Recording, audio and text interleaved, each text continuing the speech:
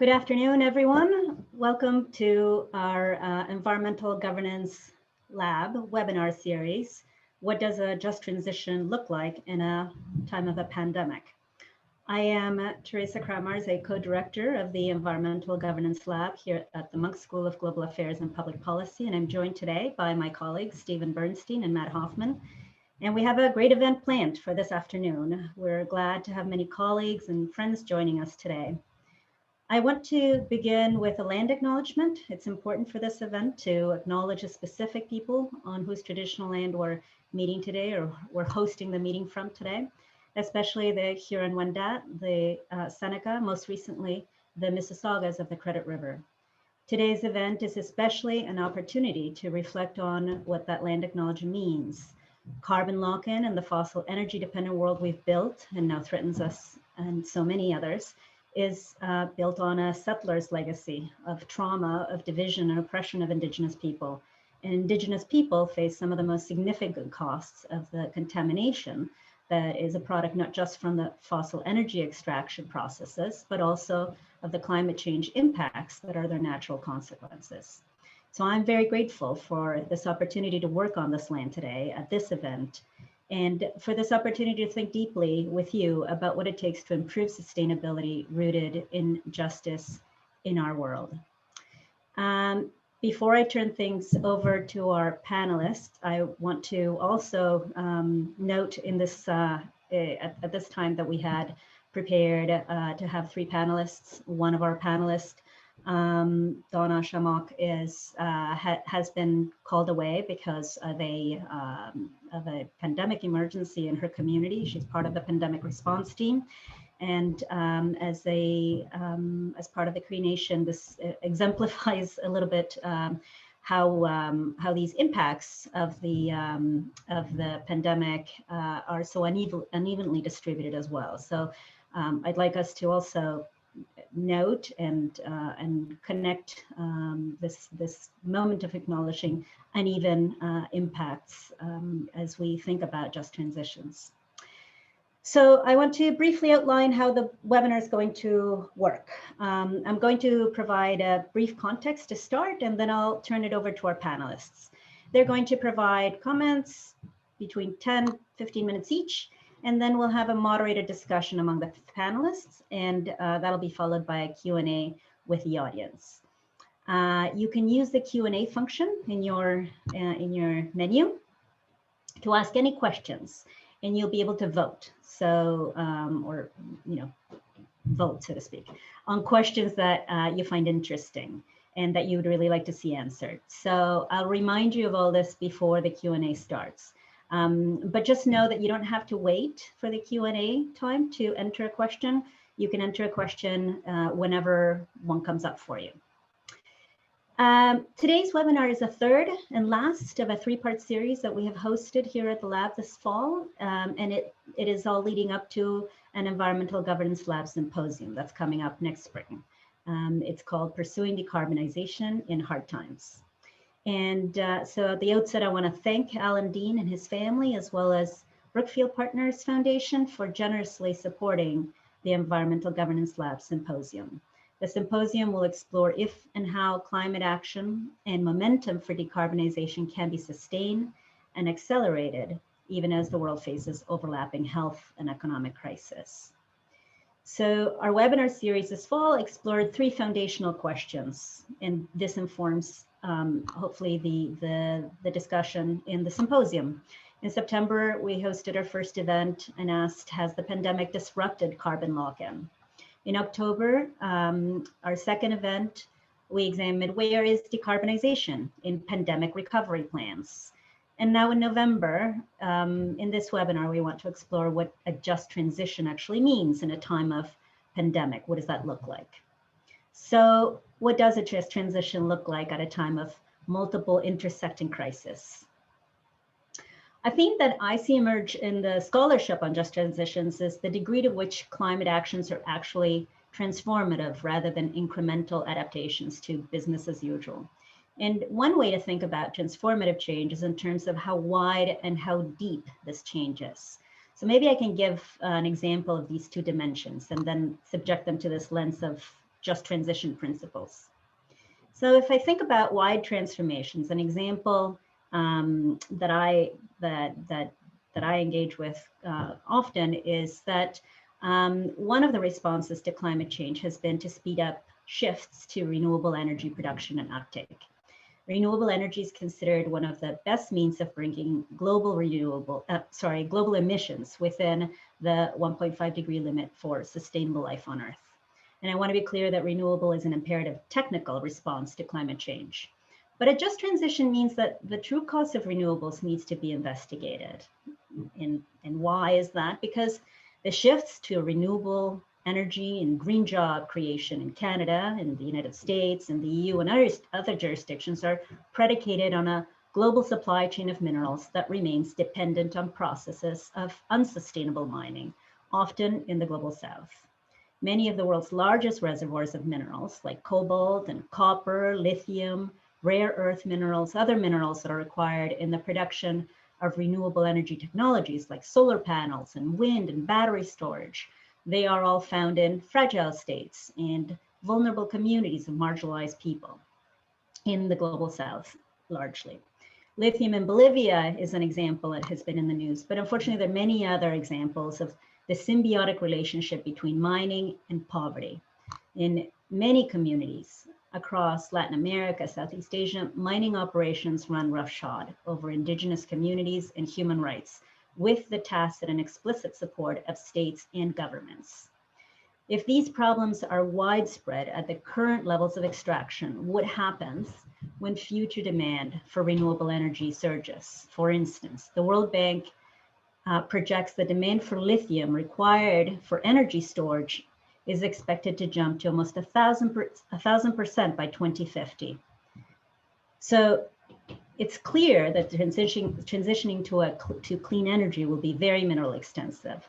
So what does a just transition mean in this context? How do we ensure that pathways to decarbonization are not, as the expression goes, rubbed from Peter to pay Paul? We need to ask these hard questions about the social, environmental, and political implications of adopting one-off solutions to the climate crisis, because underlying the transition to a renewable future lies a wider, global, and local political economy that effectively exports many social and environmental externalities to low-income countries and low-income communities, to the poorest who are least able to bear additional burdens. So this is an example of the kind of wide-reaching transformations that I hope we discuss. Another dimension is how to achieve deep transformations.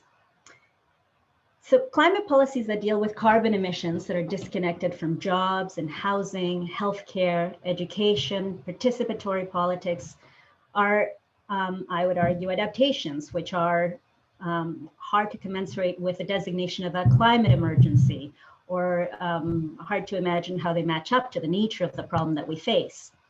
So does the framing of a new Green New Deal point us to a different direction? What does it mean in concrete terms to take climate action by linking environment to social and economic policies in Canada and elsewhere?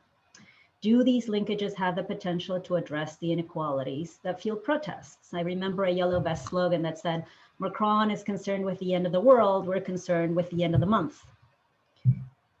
A detransformation requires making connections and looking at who is already disproportionately vulnerable because of their race, their gender, the precarity of their jobs, their access or stability of access to housing, their lack of access to healthcare, and other many manifestations of disenfranchisement from economic and political systems.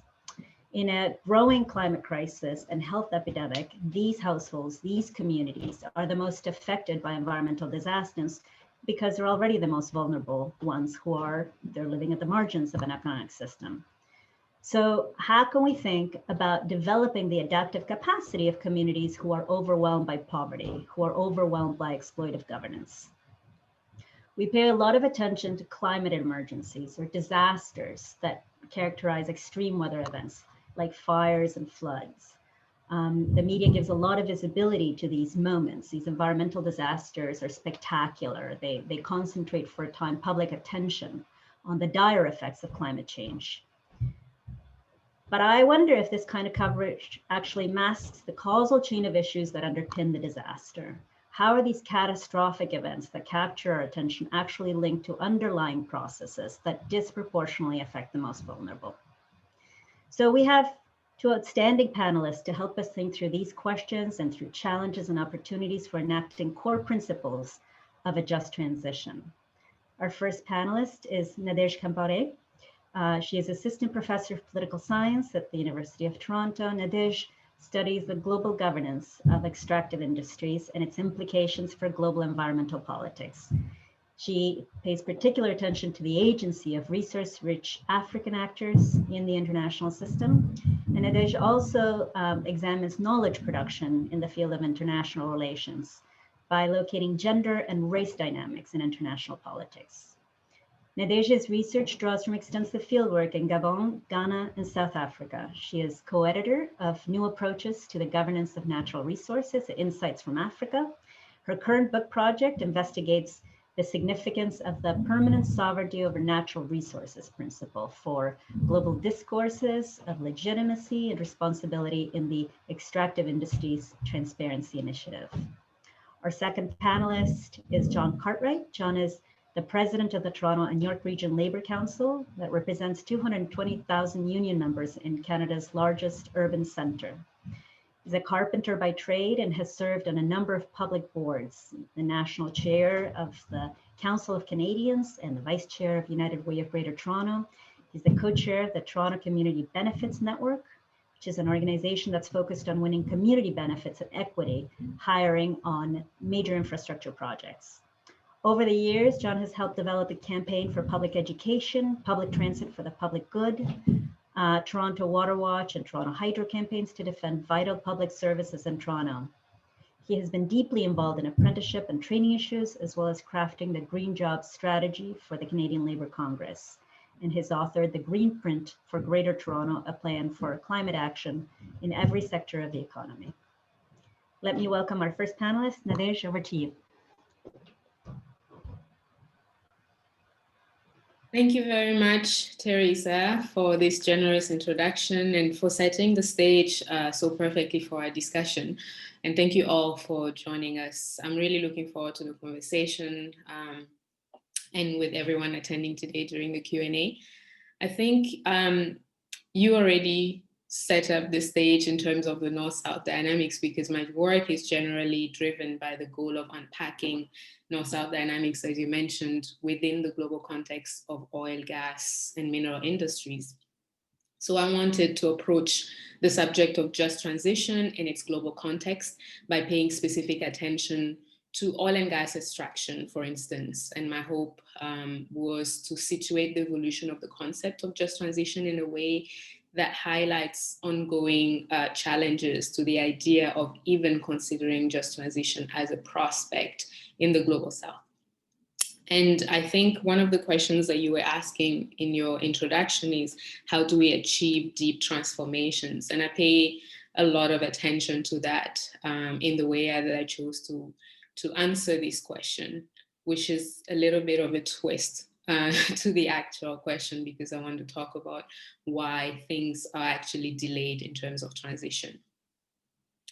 And this is because when thinking about the question that we asked in this panel, I started to think about the fact that in many narratives around different degrees of commitment to energy transition, the suggestion is that Global South actors are not ready for it and prefer to consider delayed transition rather than prospects of transition in the first place. So I've been asking myself, who do we even mean when we say the South? Which actors do we account for when we're designating the South? More often than not, I think it's the elites, especially state actors representing countries of the Global South, that we're really talking about. But are they really representing the interests of their people? And if we consider oil-rich countries in the South, for instance, in Africa, but recently I've begun to look at other cases outside of Africa, are we accounting for the peoples whose livelihoods and lives are already often worsened by fossil fuel extractions when we talk about Global South actors, and who would actually probably be more than ready to get out of it? For instance, and you mentioned some of these issues when you're looking at local communities in extractive spaces, they're suffering from displacement, health issues caused by the extraction, conflicts caused by various grievances over who has access to what, loss of access to land, water, forestry resources. And all of this is toppled with the overall environmental disasters caused by climate change that is worsened by fossil fuel emissions. So we should really ask who these actors from the South are who do not want to commit to transition. That is the question that I find really compelling, and I hope that we can engage more in that. But before going further, I thought it would be especially helpful for all of our audience members to first situate the evolution of the concept of just transition globally. And it originates in the labor union movements in the 1990s and has evolved in the 2000s to become widely used by climate activists, with different regional and global environmental initiatives proposing their own just transition mechanisms. And these labor union origins are worth emphasizing because it speaks to calls for equity, fairness, and justice for the people whose work and livelihoods have been entrenched in a carbon economy, and who more often than not have been the most vulnerable actors in this economy. And as I said, Teresa has already touched on a lot of that. So transitioning, therefore, out of such a deeply embedded carbon economy should first and foremost be designed in a way that would improve the lives of these vulnerable workers and communities rather than worsen it. And these origins explain why the International Labour Organization was one of the core organizations that proposed guidelines for just transition, focused on sustainable development and green jobs policies at its 2013 conference, and which was later endorsed in 2014 and adopted in 2015. And I'm really pleased that we have John Cartwright here to have a labor union representative on the panel. I'm sure he could speak a lot better to that than I could. So I'm not an expert, so I'm going to move on to what my inclination in this topic is. And my inclination is to speak to key challenges of moving towards just transition in the Global South in the first place.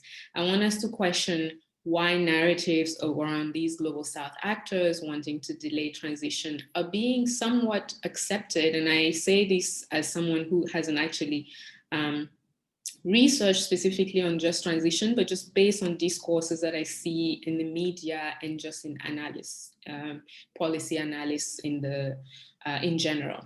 And because I think this can help tackle the issue of what it takes to operationalize just transition globally and why that seems so far-fetched to even consider it in some regions. I find it helpful to consider the 7 principles of just transition identified by the Stockholm Environmental Institute in a report that came out in June 2020, because I think the principles identified there speak to the International Labour Organization's guidelines in a very succinct manner. I won't go into them, but I want to highlight the first principle that they identify, which has been part of this 3-part series before, which is actively encouraging decarbonization. Because I study the global governance of oil resources, especially in the South, to me, this is not at all on the radar of those concerns. And by that, I mean encouraging decarbonization, especially as the biggest oil companies have, in fact, despite the pandemic, continued to increase their oil production rather than decrease it or keep it at the same level, by expanding explorations and extractions. And this is happening more and more in the South rather than in the North. And I think answering the question of why encouraging decarbonization is not really on the agenda of oil-rich countries in the South can give us important insights on how we can understand this concept of just transition in a global context. Essentially, the story I want us to rethink here is that narrative that compared to the North, the South, actors from the South are not even trying to use the rhetoric of just transition.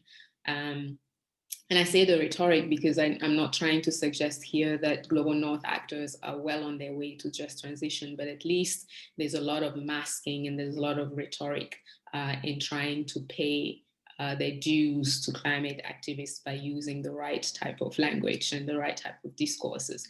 But more often than not, we don't actually see that from elites in the South. The argument often used, and this is factual, is that relative to the North, the global South did not contribute anywhere near as much in greenhouse gas emissions. And so they claim the right to catch up by using similar energy sources that help the North develop.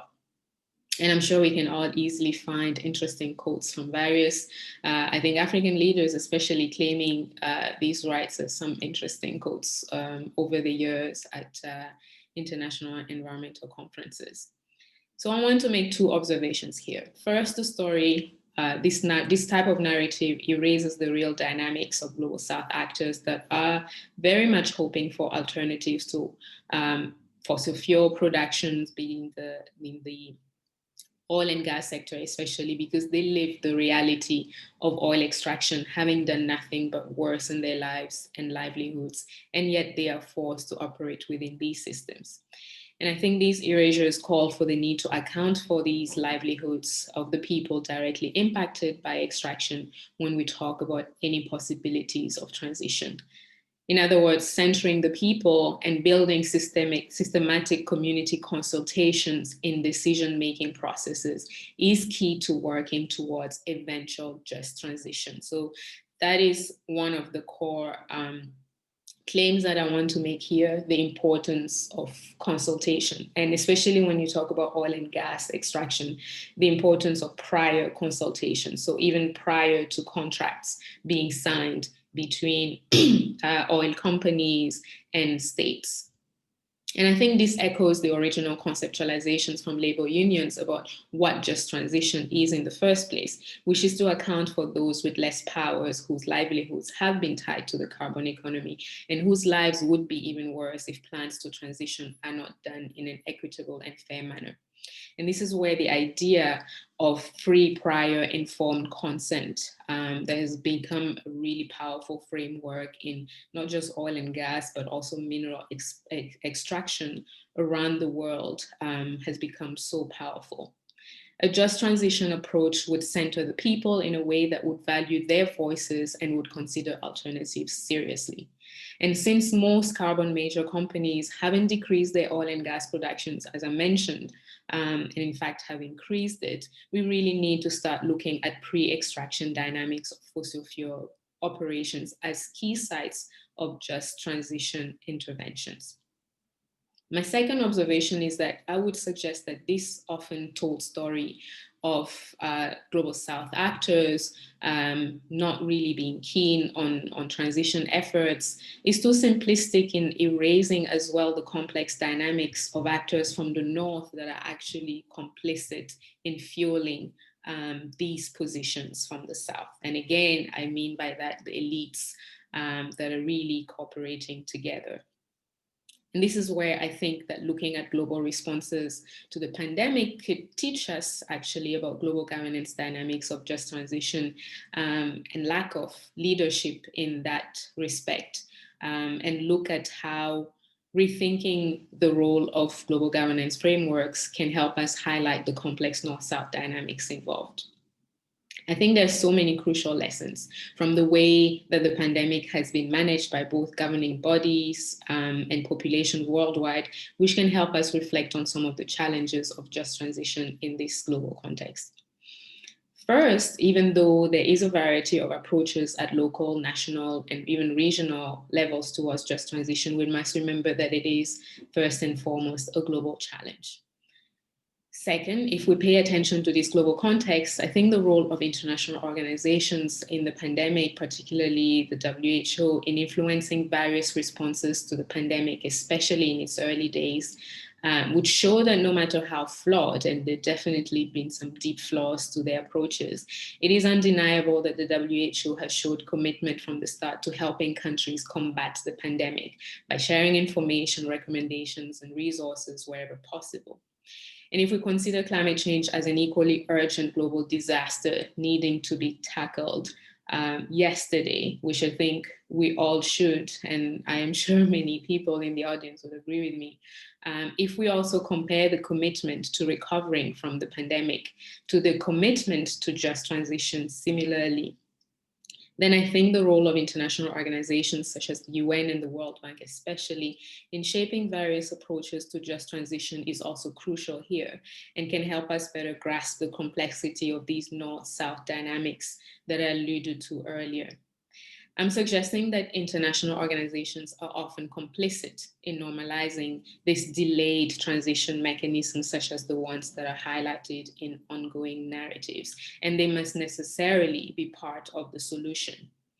So I want to close this brief intervention, hoping that there's a lot of discussions during the Q&A, by having a quick illustration of these observations, because I fear that it might have been a little bit too abstract so far.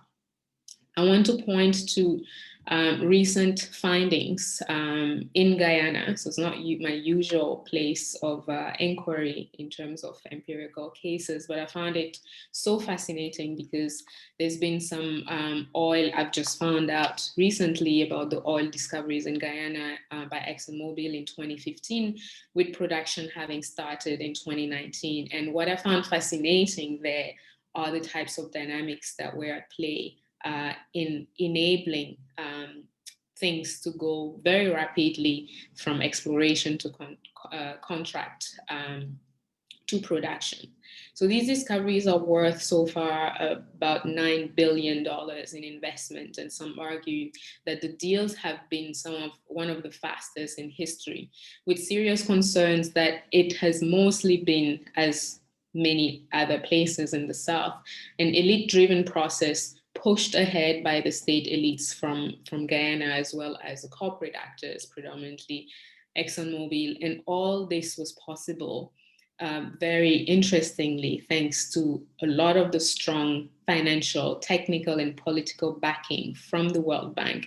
And this is interesting because it is argued that despite a lot of the expensive paid consultants that are often at play when we're negotiating contracts in these massive oil investments, the bank has actually ignored some of the recommendations over some due diligence that would have delayed contract finalization and would have delayed production, and actually went ahead and approved, obviously with the push from the government of Guyana. And I find that really interesting, especially since international organizations such as the bank do embrace the rhetoric of just transition. And what is more interesting is that at the local level, there has been strong local resistance to these operations, which often would not make the international news. In fact, it's thanks to these local activisms that recently, about a couple of months ago, there's been a big win by local climate activists to actually overturn an initial 5-year limit, 24-year limit to the environmental permits that were approved by the government for ExxonMobil, which is far, far outside the norm, which is supposed to be a 5-year limit in order to actually enable accountability at a very regular pace. And this is the environment which is at the core of some of the issues that one encounters in oil declaration. And this has happened entirely thanks to local activism. So now they have actually amended the environmental permits limits from the 24-year to the 5-year limits. What is interesting here is that there clearly hasn't been much of free prior informed consent between the finding of these oil resources and the contract and the production stages. And a lot of the local workers, local activists have been really pushing for support by international organizations in order to move forward with their resistance. So my point here, and I will close, is that this isn't entirely elite-driven process that essentially co-opts other mechanisms from other elites in the North, especially the global corporate actors, but also international organizations. And it's essentially driven by considerations that are focused on economic growth, but mostly worryingly, economic growth that seems to separate considerations of environmental justice and environmental health. So I think really going, especially when we think about oil production and what it means for transition as a main challenge to transition, I think it's important to look at this pre-extraction stage before we even look at the post-extraction stage in order to find out more about what possibilities of just transition mean. And I think centering the people, the local people, and centering consultations with those people are at the core of how we can actually begin to operationalize a potential decarbonization of the economy. So I'll stop here, and I'm happy to engage further in the Q&A. Thank you very much, Nadége. Sean, I will turn over to you. Thank you. Great. Well, welcome everyone. It's great to be here, and really appreciate hearing Nadége's overview of some of those dynamics. I've been fortunate to meet a number of trade union leaders and civil society leaders from the environmental movements all across the world, from Africa, from Asia, from the Pacific, and Latin America. And I'm struck by the courage that ordinary working people, families, indigenous peoples that are trying to shape a better world will offer up when they're taking on incredible odds of trying to defend their communities, defend the ecology of the communities they live in, and the future livelihoods. We have a saying in the labor movement that transition is assured, change is assured, but justice is not. And the work of framing the idea of just transition to lower carbon, as Nadége said, started actually with a guy called Tony Mazzocchi. He headed up, imagine a union called the Oil, Chemical, and Atomic Workers Union. Everything that those members did was harmful, whether to the planet or to themselves. I'm a cancer survivor, and the lymphoma that ran through my body and my blood cells and my bone marrow some years ago came directly from exposure to toluene and benzene and chemicals that I used every day for the first 10 years of my work as a cabinet maker and carpenter. And so most trade union activists understand that the struggle we've been involved in for a long time on health and safety is also completely connected to a struggle around climate and the environment. Because at the source, we have this reality of production, of industry, of resources, and others. And yet I'm an optimist because I've watched the journey of humankind as we've struggled for a different kind of world. And the Labor Council that I'm honored to represent next year is 150 years in existence. And it started by a group of ordinary people coming together and saying, we need more than just bargaining dollars and cents in our wage package. We need to actually have some voice in what our community looks like and what our society looks like and what our broader economy looks like. And started putting on the table things like a public health authority in Toronto, because half the kids were dying before they were 5. The water was unclean, places of living were unclean. The material people worked with was dangerous. Put on the agenda education for kids past the age of past grade 5. Put on the agenda public transit systems when the transit systems were all run by private companies and people were being gouged. Put on the agenda the notion of compensation if people were hurt, that they wouldn't just be selling pencils on Yonge Street, but they would actually have a social safety net underneath them. And after the Second World War, put on the agenda the issue of racial justice. Imagine that the labor movement in Toronto, creating a Toronto Joint Labor Committee on Human Rights that actively went and challenged the systemic racism that was a reality of what people faced. And those of you who've read the Book of Negroes by Lawrence Hill, the reason he is a Canadian because his mother came to Canada from the US to work for the Toronto Joint Labor Committee on Human Rights. When we talk about climate justice, it's absolutely grounded in economic and racial justice. And when we talk about a just transition, it speaks about a vision of a world that does allow us to have prosperity that is fully shared, that does allow us to be in harmony with the world around us, but also tells us there's going to be some tough work, because there's some people around who are making a lot of money out of doing stuff the way they are now, digging up the dirtiest energy in the world in northern Alberta, and won't be regulated easily. And we've seen how those kinds of people, the Koch brothers in the States and Exxon, that Nadége, have spent hundreds of millions of dollars in climate denial and political, creating politicians like Donald Trump and others who will defend their right to produce in the way, even though it's unsustainable, even though it will lead to a disaster of humankind. Corporate greed for them is the most important thing. I want to tell you a story about being in Paris at the United Nations Climate Conference, which signed the Paris Accord. And I was in a room with about 300 trade unionists, and as I said, from every continent. Many of them were oil and gas workers, in fact. And one fellow from Alberta, Ken Smith, got up and speak. Ken was the leader of the Unifor local at Suncor, 4,000 workers in the tar sands, speaking about wanting to set goals to reduce emissions, to move to low carbon. And people said, but you're an oil worker. You represent people who make their living.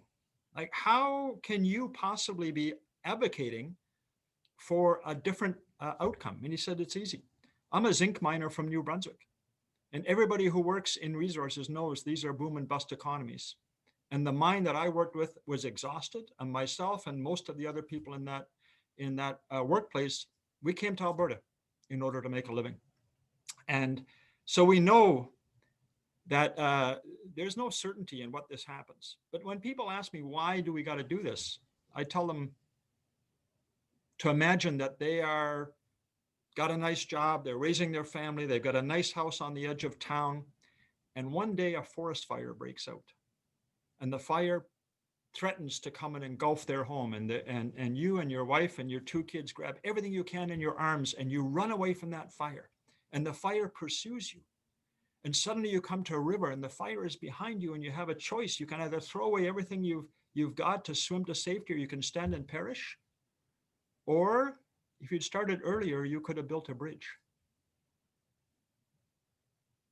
There wasn't a single person in that room who wasn't so overawed with that imagery that Ken Smith was painting for us, that you had another alternative, which is to build a bridge.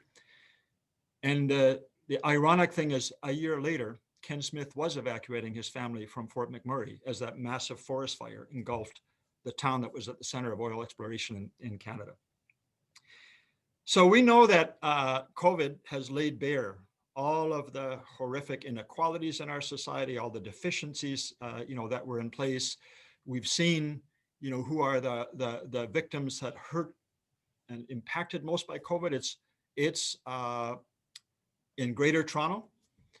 These are largely people of color, largely women working in long-term care, working in temp agencies, working for logistics companies, working in food production and meat packing.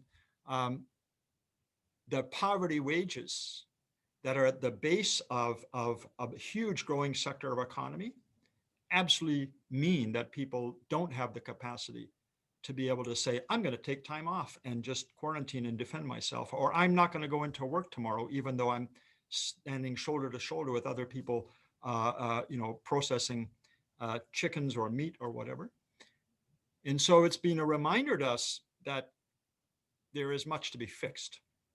But the response of the federal government in spending not billions, but hundreds of billions of dollars, because there is no alternative, is a reminder that all the things we've asked for about transitioning to low carbon and investing in different technology and allowing the social safety net for workers who've been making a living out of those unsustainable products, it was a drop in the bucket compared to what our society is now saying we've got to invest.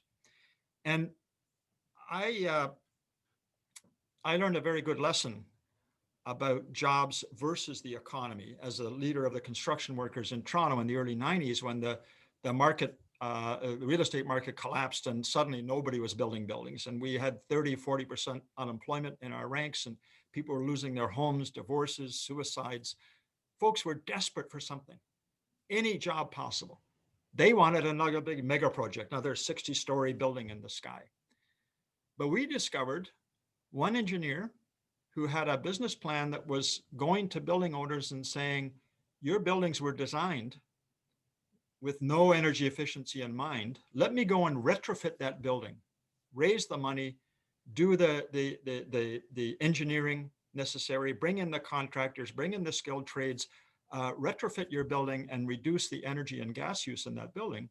And you won't pay any money. I'll just take the savings that you would normally get from your current utility bills for an agreed period of time, 2.52 years or 3.1 years or whatever. We took that concept to the City of Toronto and asked the City of Toronto to create something called the Better Buildings Partnership. And they did that. They put their stamp of authority, became a public program that supported retrofits of all the major commercial and some high-rise residential buildings in Toronto. And over the course of the existence of that program, it started in 1994, there's been 46,000 years worth of work from one program, and all kinds of young people who've finished their apprenticeships and been able to move on to their career, all kinds of great jobs, union wages and benefits for people. And that taught us that when we want to advocate for a greener economy, we don't have to say it's jobs versus the environment. In fact, our leadership in the world trade union movement says there are no jobs on a dead planet. So the economic forces who are telling you that you have to make a choice are actually not being very truthful to you. We can choose to use our skills and our advocacy to advocate for just transition. But just transition, when we're looking at existing sectors of the economy that have to be changed, high emitting sectors in the steel industry, in some of the forest products, in cement, in energy production, in others, there is a way to do that change where people are supported. And Canada had a Just Transition Task Force on coal economy that was co-chaired by Hassan Youssef from the Canadian Labour Congress and Lois Corbett from the climate movement, and looked at what safety net do you put if you're going to go to a bunch of coal miners and say, we should stop producing coal in this city you're living in or this town you're living in, or people who are relying on thermal generated electricity, as in Nova Scotia or New Brunswick or parts of Alberta, and said, you need to transition over to a different form of green energy. What will happen to those jobs? But we've seen lots of transition in the past, and often it's not been just. And so part of what our narrative is, what are the supports for workers during the time of transition? How do those local communities continue with their economy so they're not becoming ghost towns? And then really, is this important or not? And I'm going to just show up. I'm hoping to do this properly.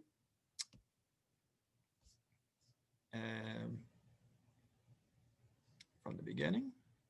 And so we've created some images that speak to occupations of different Canadians as they are thinking about these choices.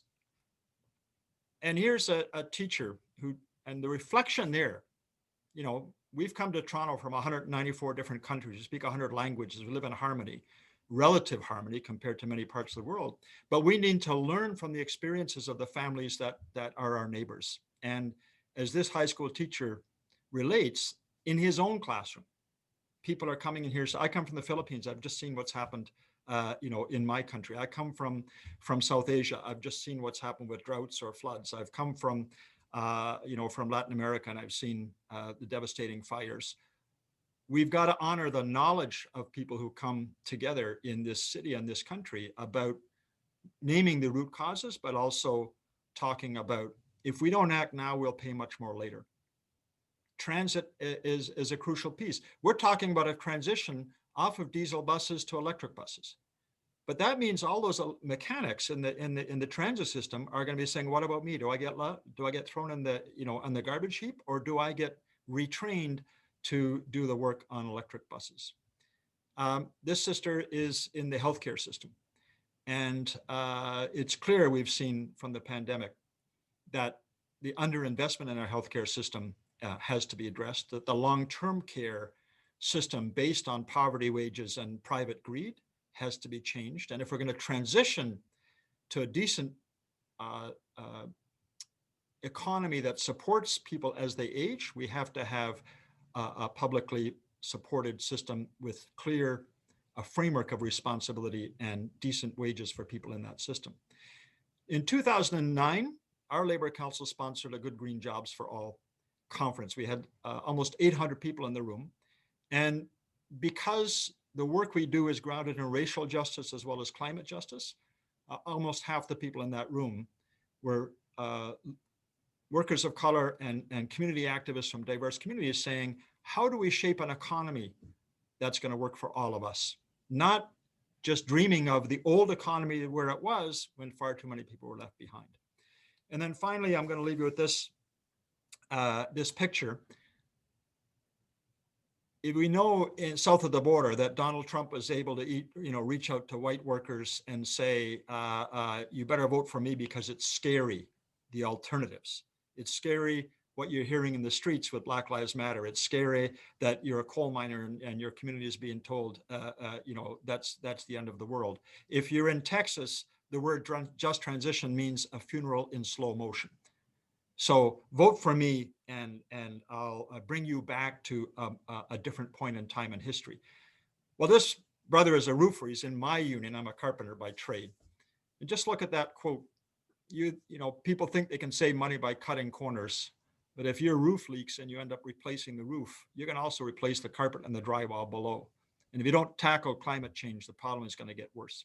So we need to have, voices from every part of our economy, every part of our society talking about climate justice. And I think we can do that. I think we have to challenge the system the way it is. Global capitalism is the context in this conversation. Let's not pretend that's not the core of that context with all of the history that's gone into creating the economy and the societies that we have today. But I'll leave you with this quote from Arundhati Roy. She says, another world is not only possible, she's on her way.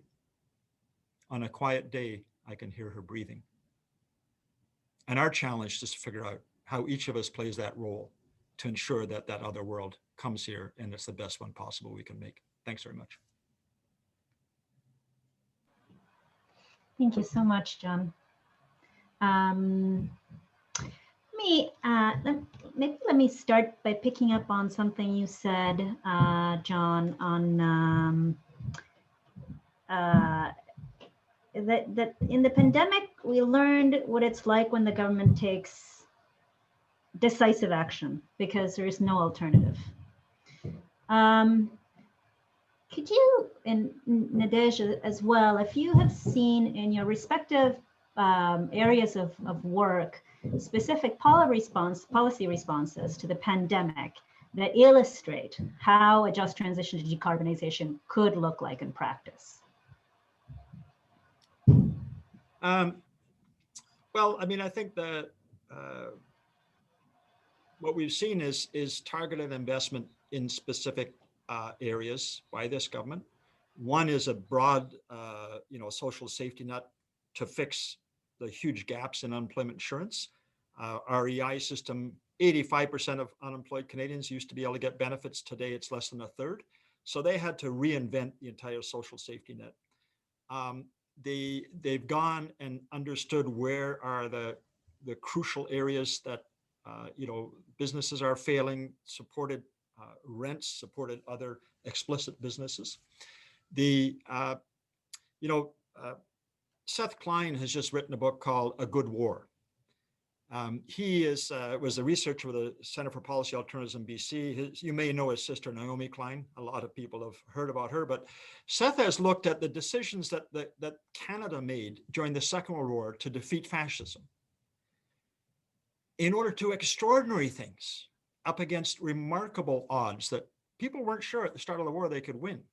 But Canada created 28 crown corporations that went in and created structures and governed how business did its business, invested in the things that were necessary, like technology to build planes and to create armaments that were necessary to create the fourth largest merchant marine fleet in the world. Did it intentionally. And when one of the ministers was asked, "Oh my goodness, can we afford to do all these things?" His answer was, "If we lose the war, nothing else matters." Well, and to some degree, politicians have been saying, if we lose the fight against this pandemic, that the results will be catastrophic. We have to invest the money. And our young people in the Fridays for Future are saying, how dare you think about a world where you're saying you can't invest so that this humankind can still be on this planet 3 generations from now.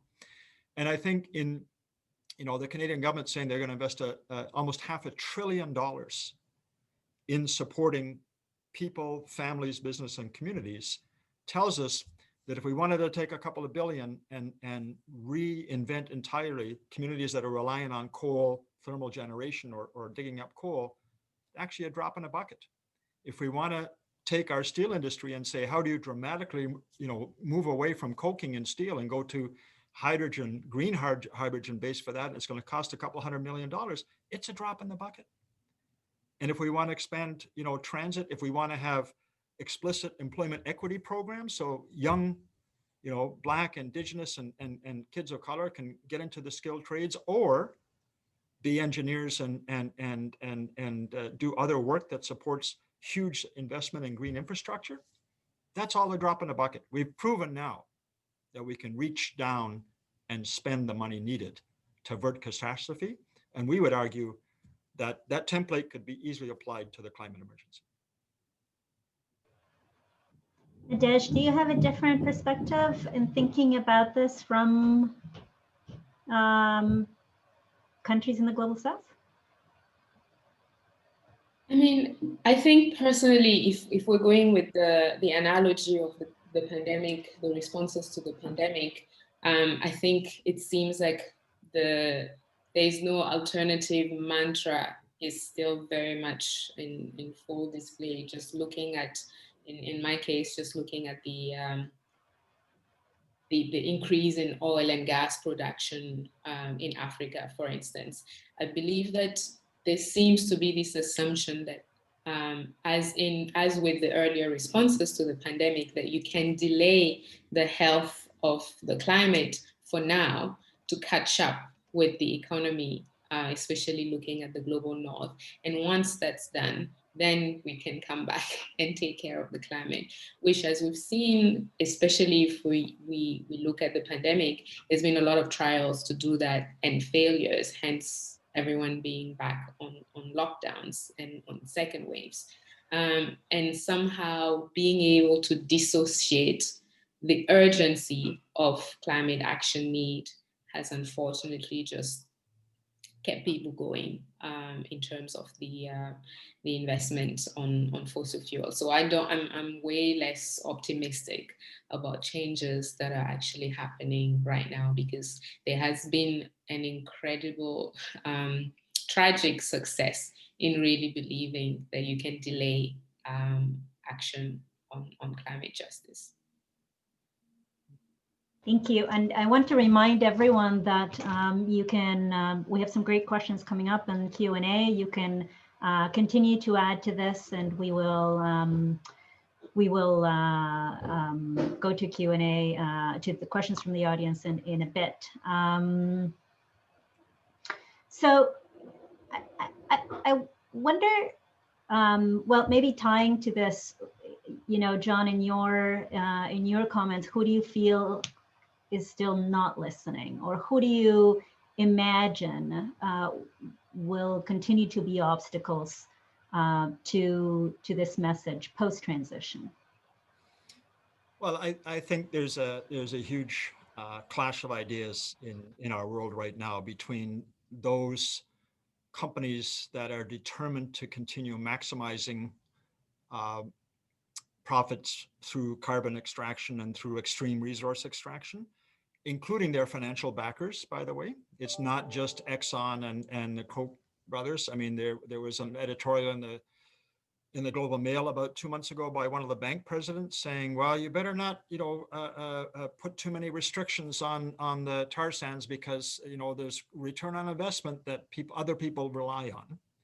So we have those actors that are, some of the big financial and resource-based actors.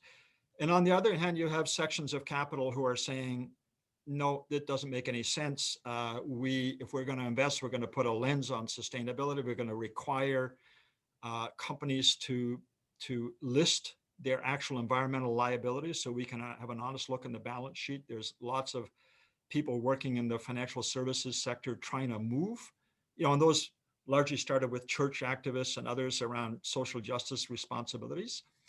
And there are other sections of capital who are saying we need to have a low carbon future and we'll invest in that or we'll support that. And it's a huge political battle. I was in Pittsburgh at the founding of the Blue-Green Alliance some years ago, and there was a speaker from ArcelorMittal. It's a steelworking company, the largest one in the world. And this person was the North American CEO and said, for far too long, both the domestic and foreign policy of the United States has been determined by big oil. It's been a disaster, both domestically and internationally, and others have to step in and shape a different outcome. So an alliance, it strikes me, that has to be grounded in working people. Because everything we've raised in demands for social justice in the last 150 years have been opposed by somebody in business at the time. Through the boards of trade, the chambers of commerce, the different industrial organizations have opposed, universal suffrage, public health care, public Canada pensions, paid maternity leave. Those have always been opposed by the wealthy elites, and it's working people that have driven them, along with allies in civil society and the women's movement and the anti-poverty groups and the racial justice groups, and people in faith communities of conscience, and then some people within business who would rather have a business model that can be sustained rather than one that creates huge clashes and huge tension. And when Nadége talks about some of these big folks that use the word just transition, for them it's only about buying social license. It's only about buying social license so they can go ahead with their business plans. And Indigenous people, and sadly we didn't have our sister from who was going to be part of this panel, look at the reality of Indigenous peoples and their relationship to the existing economy and the extractive economy. They know that the Canadian government and others are really, when they talk about free, prior and informed consent, it's really only about to get where the resource company wants to go. It's really just an exercise for them. What we've learned through health and safety is that if working people fight really hard and force business to do things differently, there can be a much better result. And sometimes later on, they'll learn that too. They used to fight us tooth and nail when we fought for health and safety laws, when we fought for the right to know the material we were using with, because it was a carcinogen or it was asbestos or something else. And they fought us like hell. But today, most businesses will say, we've got a great health and safety regime. We want to be the safest, no lost time accidents, all those other things. The question is, do the people of this world have enough power to restrain corporate greed and corporate behavior and demand that there's a transition to low carbon based on social and racial justice for a better world? That's about political power. And I know in some polite places like Monk, maybe you're not supposed to talk about political power, but it's all about political power and whether working people and working, that's the vast majority of humankind, have the power to shape that future, whether it's in the global south or the global north, whether it's in Alberta or whether it's in downtown Toronto. Nadége, this idea that, like, John's touching on who leads this local and global just transition to decarbonization. Do you think that does this resonate with you, that it has to necessarily be a sort of a bottom-up movement, since it is demanding change in some really firmly established gender and race and economic and political dynamics? Is this really necessarily tied to a bottom-up movement? I would agree that the bottom-up movement is essential, for sure. Especially, as I mentioned in my presentation, I think we can't underestimate the power of the local resistance to actually move things forward, because, as I said, I think it's the elites that are actually always in alliance with other global elites in just delaying decarbonization. However, I do think that we need the international organizations, including the corporate actors, to be required to make changes to how they operate. If we take, for instance, the concept of corporate social responsibility, which has literally been, when it comes to rhetoric, that has been the favorite thing of corporate actors to use, that or ESG principles, and even as we talked about the free, prior, informed consent.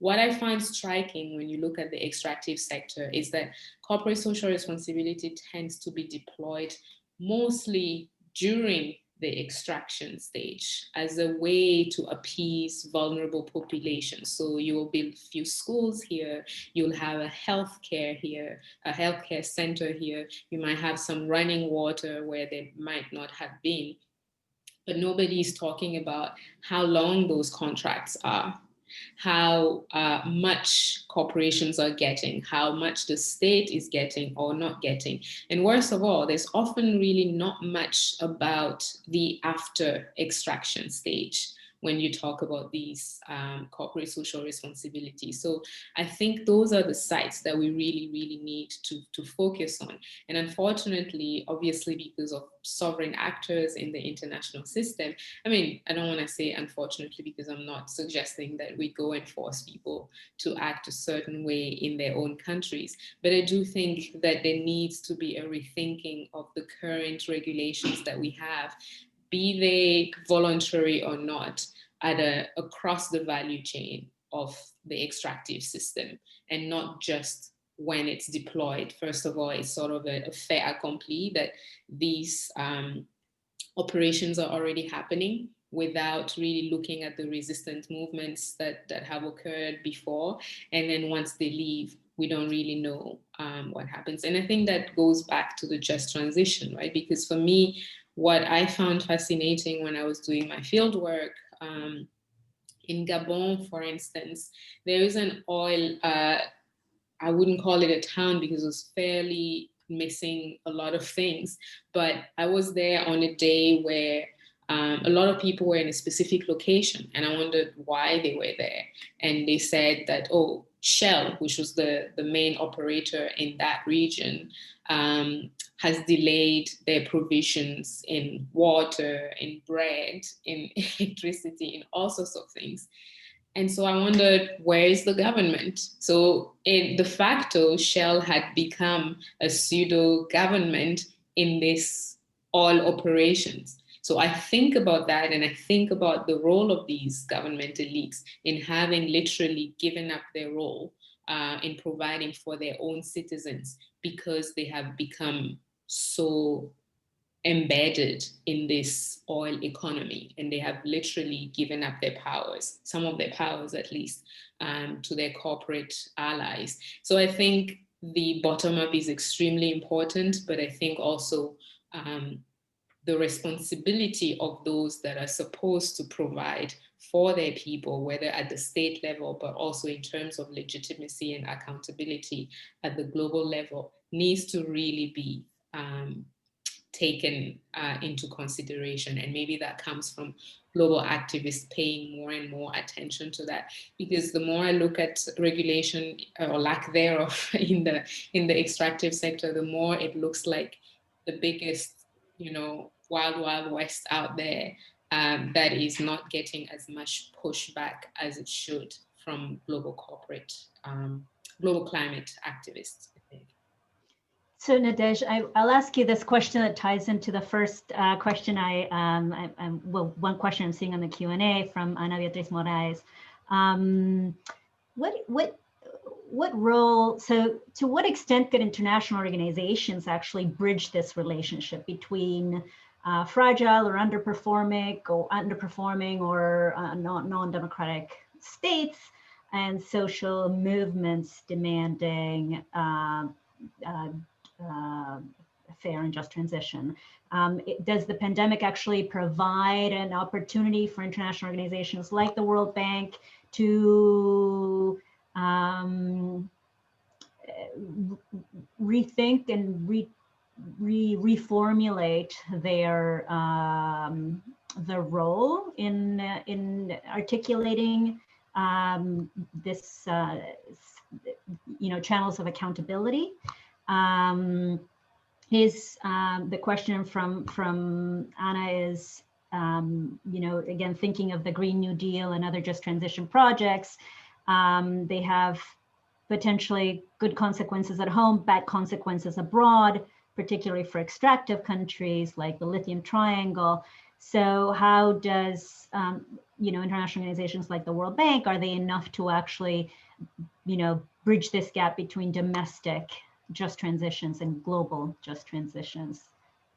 What's the promise and the opportunity there? I think that's a great question, because I wrestle with that a lot, because on the one hand, I do think that there's a role for international organizations to be a lot more active, to have more of a leadership, as I said in my presentation.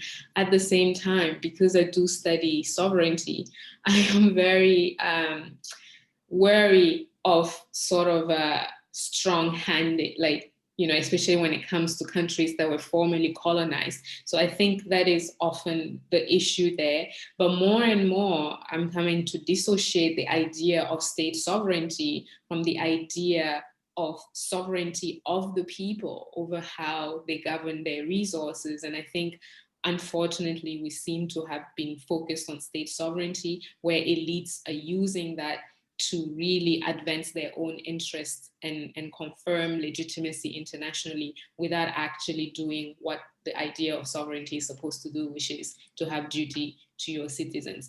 I think the World Bank, for instance, has a huge role to play. If you think of an initiative that I've been studying for over a decade now, the Extractive Industry Transparency Initiative, the push from the bank, from having transparency as such a core thing to really advance when it comes to oil, gas, and mining, has been so huge, and has been a big part of gathering funds from other from countries in the global north, legitimizing that institution as really key to good governance in the oil, gas, and mining sector. And yet it's not quite clear why and whether even and how transparency actually makes a difference. And I think it could be very helpful to have such strong push, but looking at renewables, for instance, from organizations like the World Bank, in a way that would still be respectful of post-colonial countries' sovereignties, where a lot of them are joining for reputational reasons, sometimes obviously due to funds that are tied to donor requirements, but they still are free to not join. But I think the political push has been really, really important in transforming the landscape of transparency being this number one important thing. And I think we could have an opportunity to do the same for renewable energy. Wonderful. Okay, I want to, we have loads of great questions in the Q&A. So let me, John, ask you, from Catherine, thank you for these insights and discussion in looking at racial justice issues related to the energy transition. How does the lack of diversity in clean energy and the clean energy industry, both white collar, blue collar workers, play a role? What can be done? Well, that's been one of the dilemmas, in Canada, is that the environmental movement has been very much people that look an awful lot like me. And in those industries, the green industries, again, a lot of the workforce looks much like me. So that's why we've undertaken something called the community benefits negotiations, which is if there's going to be major government investment in infrastructure, whether it's transit or alternative energies, we are negotiating that there be employment equity essentially there, so that we make sure that the careers for young Black, Indigenous people of color is part of the reality of how that plays out. And not just on the trade side, but also on the professional, administrative, and technical side, so that graduates from particularly newcomer communities have an assured chance that the doors will be open for them to have a career in that work. That's about intentionality. And the labor movement in Toronto has had a very strong equity agenda for many, many years. And I mentioned it goes back to the late 40s, but in very strong support of employment equity when it was law in Ontario in the 90s, before it got torn apart by one of the first things that the Harris Conservatives did. And we will continue to advocate that racial justice has to be part of any perspective on a green future, and making sure explicitly that the employers that are going to be part of that sector are committing themselves to a framework of equity and addressing systemic racism in these outcomes.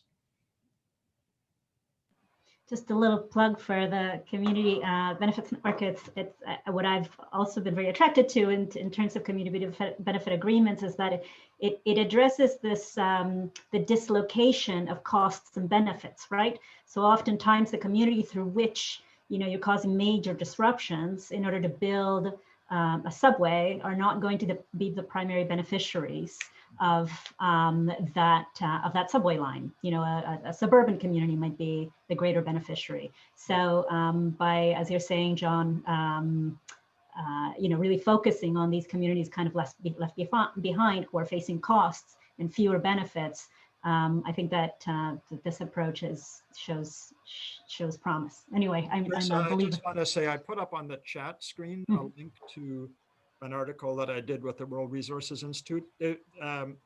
There's a number of elements of a just transition model that are required for communities or people that are going to basically walk away from a current job or a current occupation that society now deems is not what we want to do.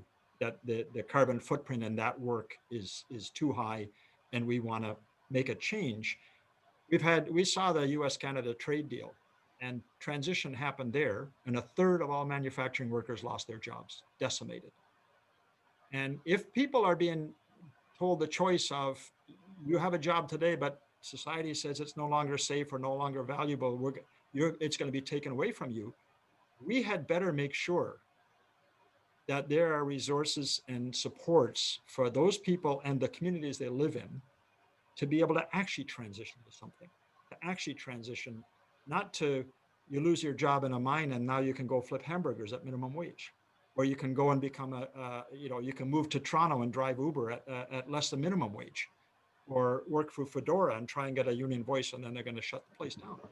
So there's a lot of complex thinking gone on to what is necessary as you're transitioning from high emitting industries to others. And I've tried to outline them in that article because this is the stuff that will either allow us to move forward or will create a huge backlash of workers against a climate agenda.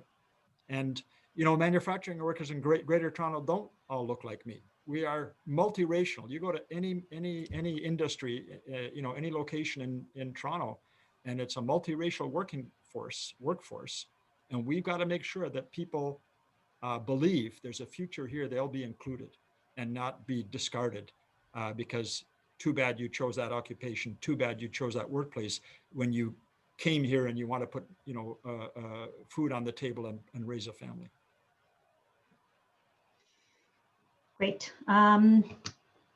So another question, and this is in potentially obtaining a response to this political claims and demand making, and for both of you, really, is there the political will to think beyond 4 to 5 year political cycles, as political short-termism often seems to frustrate the realization of longer-term changes? Either one of you can go first, but I think that both of you could say something if you want. Nadége, you don't know? Sure. I mean, I'm not sure I have a very good answer to this, because I agree with the question that I feel like the answer is in the question. I think the only way to really go over that, because the electoral promises are always going to be, it's part of the political game. But I think for me, again, sort of the bottom up approach of citizens having long lasting ways to actually hold their governments accountable, so that there's no short-term memory of let's promise this, and when we move forward, we forget about it and we keep going. But that, in addition to the international, the global governance structures that would hold governments accountable, regardless of which type of party is in power and how long they are in power, I think that would make a difference. And I'll go back again to the initiative that I mentioned earlier, the EITI. Unless you want to really attract some negative attention, which most countries would tend to not try to do, if one has already been part of an initiative that, no matter whether we could still argue whether it creates change or not, the EITI that is, there are a lot of things that they still need to report on that are not often very comfortable for governments, for some more than others, and yet they have to keep going, even if the government is changed. So I think perhaps some long-lasting, binding to some degrees initiatives could help sort of alleviate that. But I agree that the electoral process can often offset some of the gains.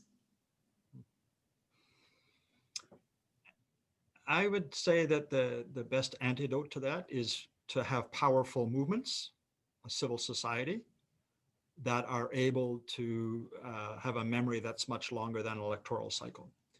So, as I mentioned before, the labor movement's been in this city for 150 years. So generation after generation are coming forward with those aims and learning around what the struggle for social justice meant, and what can it mean going forward. In the civil society world, we have all kinds of organizations. I chair the Council of Canadians. Came together 35 years ago to fight against a free trade deal that we felt was going to have devastating impacts in Canada, which has had. But 150,000 supporters are still actively involved around the Council of Canadians, saying, what is our impact on water as a human right, on climate, on healthcare as a public legacy of Canadians, and other things. There's environmental movements of all kinds that have been around for many, many years. And there's organizations informally, like the C40 cities, that David Miller, former mayor of the city of Toronto, is the North American leader of. And these are the cities in the world who committed that they will step up and show climate leadership. On the corporate side, there is an organization of corporations who've said they will commit to show leadership as well. And it's interesting when you think about the World Bank and the OECD. 40 years ago, they were forcing structural adjustment on countries all throughout the global south, forcing them to rip up their public services, to sell off their assets, to privatize resources. That was a conscious political program. And some of those world actors have now realized they fouled their nest because they've created such toxic situations. And now people like Mark Carney are out speaking of, money needs to say that this world has to survive, first and foremost. But individuals can play a role. But without collective action, without collective power, then the market controls, and the wealthiest and most powerful in the market sadly control the most. And that's when we go backwards. Great, thank you. Nadége, you mentioned the complicity of elites and even international organizations from the global north in normalizing delayed transition narratives, despite in some cases rhetorical nods to a just transition. So the question is, what kind of accountability mechanisms could we leverage to address or lessen this complicity? Would accountability look different if we were talking about corporate elites, when we're talking about corporate elites or international organizations? Thank you very much for that question. I feel like there was some bits and pieces that I answered earlier about how I would imagine that. I think for me, it goes to for instance, I think it's a major contradiction. It might be a rather simple critique, but it is a major contradiction to be advocating for just transition on the one hand and to actively be heavily funding fossil fuel investment on the other hand. So I think there is a need for organizations like the bank to begin to actually tackle that contradiction and see how they can move forward in actually going beyond the rhetoric. I think something that we haven't talked about, for instance, is the power of Indigenous knowledge. And by that, I don't just mean like the Canadian context. It's really too bad that we don't have our third panelist, but just Indigenous knowledge across the world, how people have been, and not to romanticize it, but there's a lot of historical knowledge that have been way more sustainable than the current ways of operating that haven't been really acknowledged, even whether it at the state level, let alone at the international level. And I think in some ways, having more and more formal recognition of the space that these Indigenous knowledge structures can actually occupy in being solutions could be very helpful. And that could be part of some of the funding agendas of the bank. They probably already have schemes like this. I'm not sure. But I think it needs to be a lot more explicit and a lot more systematic. And the contradiction of, supporting one thing rhetorically and actually just canceling that rhetoric on the other hand by funding things that would negate it is something that we should address. And finally, I think just the idea of voluntary global governance structures, again, it's not clear how much they help, but I think they do a lot to change discourses, which in the long term are forcing people to change their mind in one way or another. And I think we need to seriously rethink the absence of like the pre and post extraction in some of the policies internationally that we have. And even just trying to see if there could be standards to some of the contracts that one can have in a specific country, because it seems to me that depending on how much knowledge and power a government has or doesn't have, oil companies or mining companies can take advantage of that and then lock these governments into not just the worst deals economically, but really the worst deals environmentally speaking. So maybe it's time to actually have a crackdown on those. Excellent. John, a question, first thanking you both for the excellent presentations. And the question for John is, I was interested to hear about the times you connected with trade unionists from around the world at specific events like the COP meetings you mentioned, and what that meant for creating global solidarity. I'm curious to hear if there's been an effort to forge these global solidarities focusing on supply chains, be it in retrofit or clean energy, and less on Congress meetings and formal spaces, especially with informal with informal labor dispersed throughout the supply chain. So what has this looked like so far, and what can you imagine this looking like in the future? I've also put up on the chat a link to our Labour Council website climate page, which has a whole number of other things that people might find interesting, including the Green Pit for Greater Toronto. So the International Trade Union Confederation has a Just Transition Center that was set up some years ago, and that links trade unions from all around the world. There's also a group called the Trade Unions for Energy Democracy, which actually is many of them are oil and gas and energy workers around the world that are determined to take the control of energy away from the global energy giants and bring it under public control so it can be sustainable. You know, I'll remember being in one of those conferences with workers from Tunisia who had just been given an award, I think, a Peace Prize for being one of the 4 groups that helped bring democracy into Tunisia. And they were leading a fight against fracking. And you're saying, but your people are gas workers. That's how they make a living. He said, yeah, but we don't want fracking, which will be uncontrolled and will destroy the you know, what little water system we have. That's the sacrifice we're not willing to make. How would I from Toronto ever know that workers in that part of the world were willing to say, we will walk away from possible jobs and we will fight like hell against a government deciding to allow this form of extraction?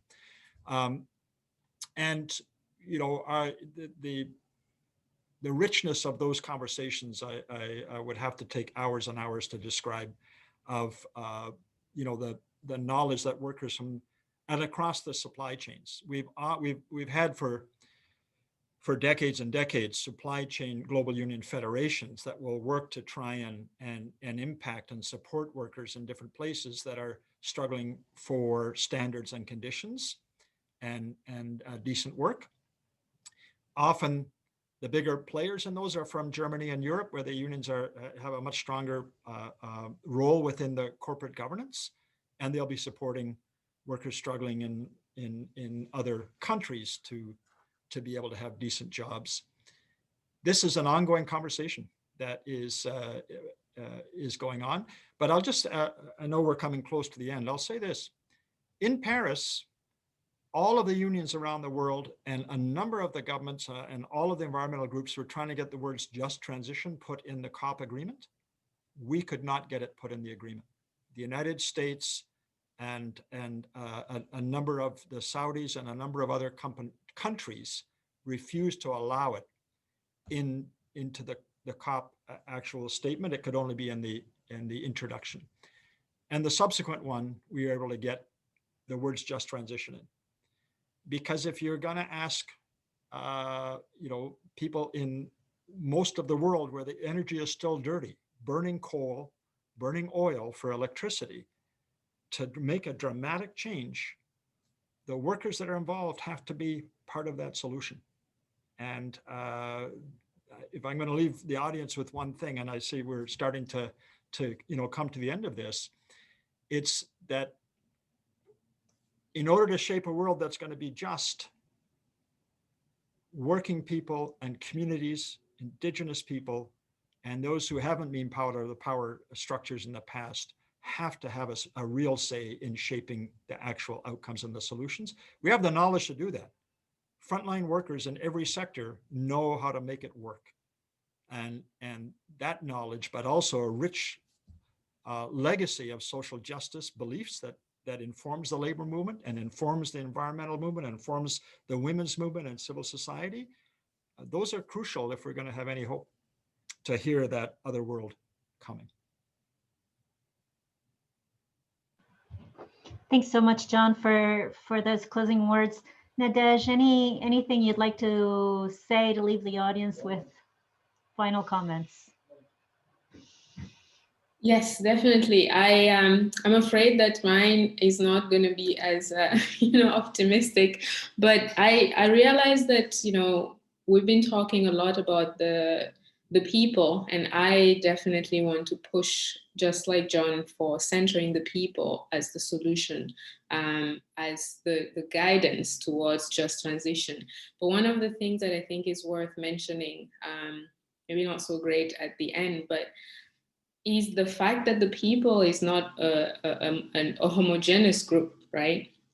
You could be in a place where, and I'm specifically thinking about my own experience in South Africa, in the Karoo region, where there were heavy explorations underway for potential fracking. And there were two camps, it seemed, that were very complex to navigate because there was a lot of racialized things. Obviously, this is South Africa, where a lot of the local white people were pushing for no fracking because they want to maintain the pristine area, etc. And a lot of the people of color who were seeing this as a potential for work were also pushing for fracking to happen. It wasn't the subject of my investigation, but I spent a day there, and just the tension between these two groups, which in themselves were not homogeneous, because you did have some people of color who said they wanted the jobs. However, they needed to have been consulted to, and they're not sure what this fracking means. And then you also had within white people's groups, people who were also for the jobs. So I think it is important to remember that in any discussions of people's power, there are always differences within those groups. And in just transition discussion, especially, we need to find ways to address what happens to those who win and those who lose within just transition, because obviously that's what drives the different perspectives. And I realized that I didn't address that, so those will have to be my last comments.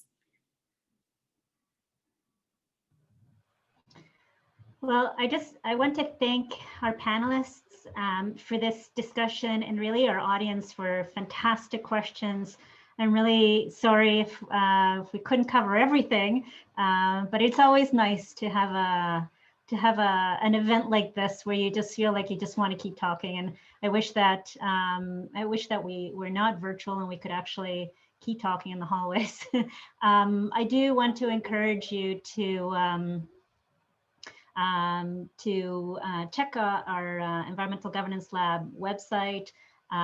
We will continue this conversation in Twitter and LinkedIn. We'll post some key takeaways from today's conversation. We'll post some links to the pieces, some of the pieces that John has shared already, and also Nadége, if you want, to pieces written by our panelists connected to today's conversation.